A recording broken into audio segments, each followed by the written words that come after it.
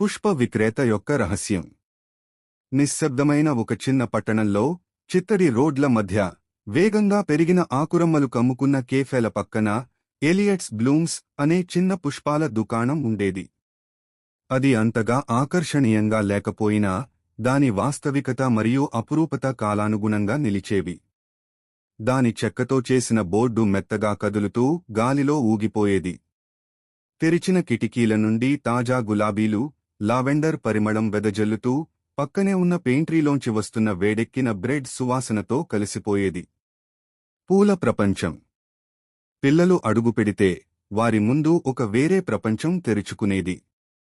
రంగురంగుల పువ్వులు అలంకరించిన షెల్ఫ్లు, కొన్ని చిన్న కుండీల్లో, కొన్ని అందమైన సీసాలలో, మరికొన్ని గట్టిగా చుట్టిన గాగళపు కాగితంలో, కొత్త ఇంటికి వెళ్లేందుకు ఎదురు చూస్తూ ఉంటాయి. ఎలియట్ గారి తోటను సూర్యరశ్మి తన వెచ్చని తాకిడితో ఆలింగనం చేసేది. గాజు కిటికీ నుండి వచ్చే వెలుతురు, ఆయన చెక్క టేబుల్పై బంగారు కాంతిని వెదజల్లేది. తెల్లటి జుట్టు, ప్రేమతో కూడిన కళ్ళు, నేల మట్టితో మారిపోయిన చేతులతో, ఎలియట్ గారు నిశ్శబ్దమైన జ్ఞానం కలిగిన మనిషిగా కనిపించేవారు. ఆయన పూలను అమ్మేవారు మాత్రమే కాదు. పువ్వులే ఆయన్ని ఎంచుకున్నట్లు అనిపించేది. కొంతమంది అది మాయ అని నమ్మేవారు. మరికొందరు అది ప్రేమ అని నమ్మేవారు. కాని, ప్రేమ మరియు మాయ అనే రెండూ అంత భిన్నమా? వర్షపు సందర్శకురాలు. ఒక వర్షపు సాయంత్రం, గడియారంలా మోగే ముడిసరుకు తలుపు తెరచి, ఒక యువతి లోపల అడుగుపెట్టింది. ఆమె వర్షంలో తడిసి, గజగజలాడుతూ నిలబడి, ఇక్కడ ఎందుకు వచ్చానో తెలియనట్లుగా సందేహంగా చూసింది. లోపల రా, అమ్మా, ఎలియట్ గారు మెత్తగా పలికారు. వర్షం త్వరలో ఆగిపోతుంది. నీకు ఏ పువ్వులు కావాలి? ఆమె, క్లారా, కంగారు పడింది. దేనికోసం వచ్చినానో తెలియని దృష్టితో పూలను చూసింది.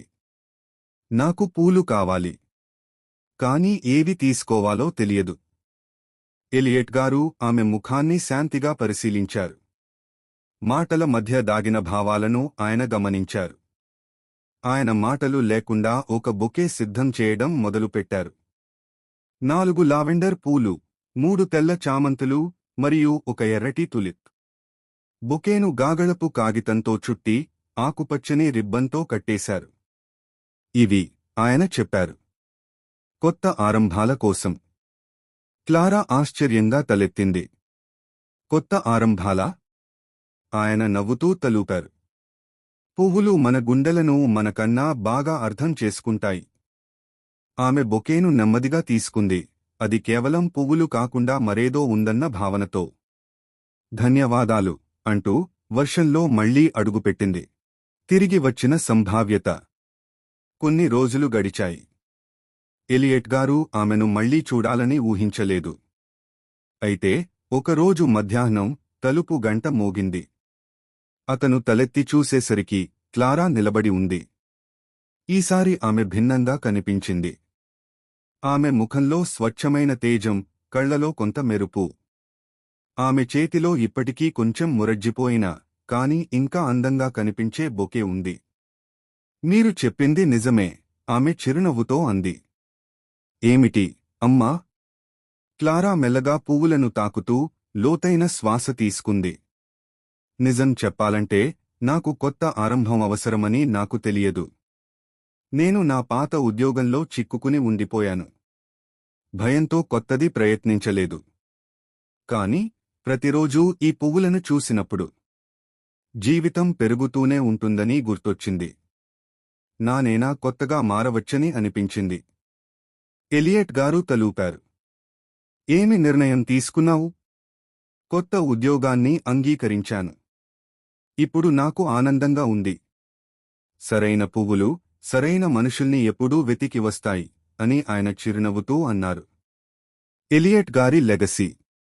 ఆ రోజు తర్వాత, క్లారా తరచుగా దుకాణానికి వచ్చేది. ఎప్పుడైనా పువ్వులు కొనుగోలు చేసేది, లేకపోతే కేవలం కిటికీ దగ్గర కూర్చుని, ప్రపంచాన్ని చూడటం ఆనందించేది. కొన్ని నెలలు గడిచాయి. ఒక చలికాలపు ఉదయం, ఎలియట్ గారి షాపు మూసివేయబడి ఉండేది. గాలి గుబాళించే కొద్దీ, ఆయన లేకపోవడం పట్టణం మొత్తాన్ని సంతాపంలో ముంచేసింది. కాని, క్లారా తన గుండెలో ఒక నిర్ణయాన్ని తీసుకుంది. ఆమె తాళాన్ని తీసి తలుపు తెరిచింది. ఒక దీపం వెలిగించి, ఒక అపాన్ ధరించి, ఎలియట్ గారు ఎప్పటిలానే వినేవారిగా ఆమె వినడం మొదలుపెట్టింది. పుష్పాల దుకాణం మళ్లీ జీవమైంది. ఎలియట్ గారు పూర్తిగా మళ్లీ పనిచేయలేదు.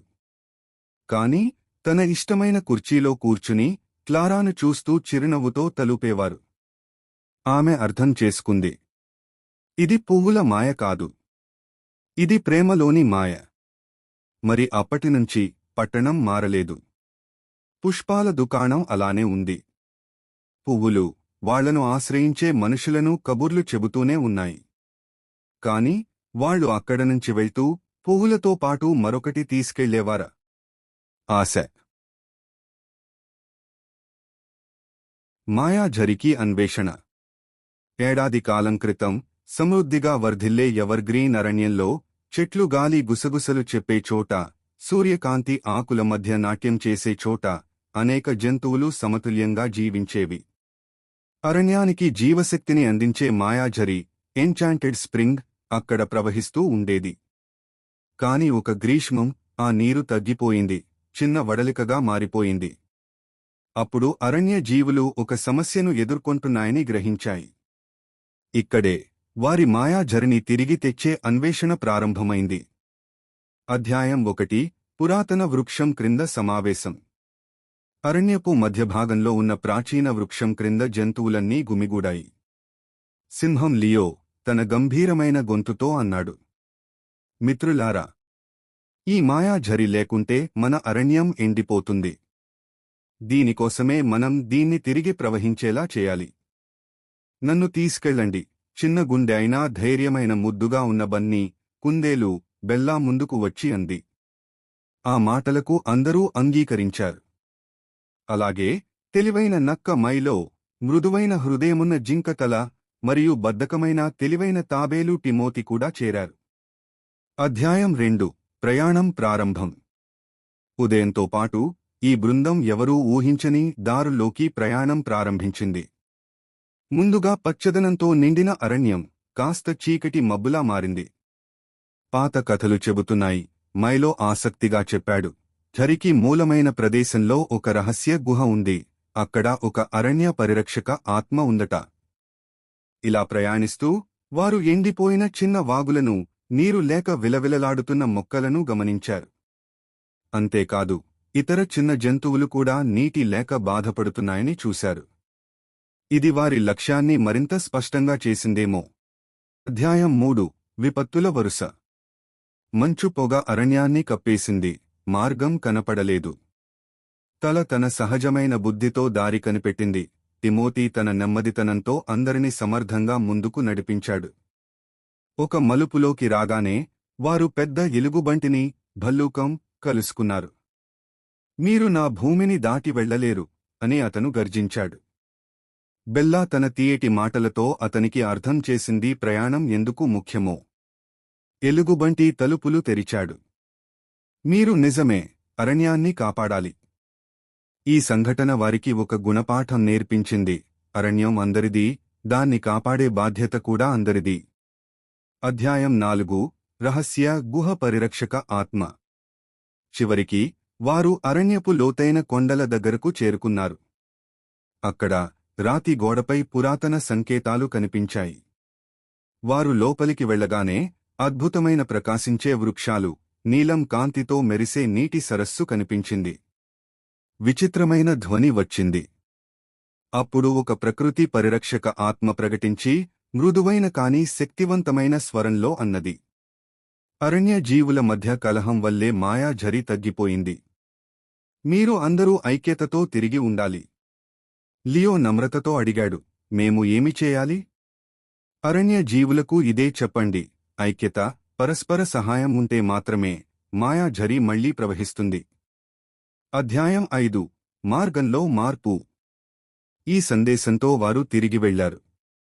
ప్రతి మూలలో జంతువులకు సహకారం గురించి వివరించారు. మైలో చిన్న చిన్న సహాయ కార్యక్రమాలు ఏర్పాటు చేశాడు. బెల్లా అందరి మధ్య స్నేహాన్ని పెంచింది, మరియు భల్లూకం, ఎలుగుబంటి, కూడా యువ జంతువులకు ఉపదేశించసాగాడు. క్రమంగా పొగ తొలగిపోయింది, చెట్లు మళ్లీ సజీవంగా మారాయి. అధ్యాయం 6 మాయాఝరి తిరిగి ప్రవహించడం. ఒక తెల్లవారుజామున అన్నీ మారిపోయాయి. అన్ని జంతువులు పాత మాయాఝరి దగ్గరకు చేరాయి. అక్కడ ఒక చిన్న వడలికగా మళ్లీ ప్రవహించడం మొదలైంది. కాస్తగా మళ్లీ అది తన మునుపటి మహత్యాన్ని పొందింది. ఆత్మ చివరిసారిగా కనిపించి ఇలా చెప్పింది: మీ ఐక్యత వల్లే ఈ అరణ్యం తిరిగి జీవం పొందింది. ఇదే పాఠాన్ని ఎప్పుడూ మర్చిపోవద్దు. ముగింపు: ఐక్యత సృష్టించిన విజయం. అప్పటినుండి ఎవర్ గ్రీన్ అరణ్యం ఎప్పటికీ నశించని స్వరూపంలో నిలిచింది. ప్రతి జీవి ఒకరికొకరు సహాయపడుతూ మాయాఝరిని కాపాడుతూ జీవించారు.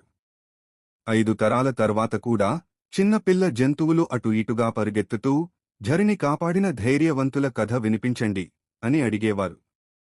అప్పుడు పాత తాబేలు తిమోతి కళ్లలో ఆనందభాష్పాలతో ఇలా చెప్పేవాడు: ఐక్యత ఉంటే మన ఊహకందని అద్భుతాలు జరుగుతాయి. అలా అరణ్యంలో శాశ్వతంగా మాయాఝరి ప్రవహిస్తూనే ఉండేది. ఐక్యత, నమ్మకం, సహాయ సహకారాల చిహ్నంగా.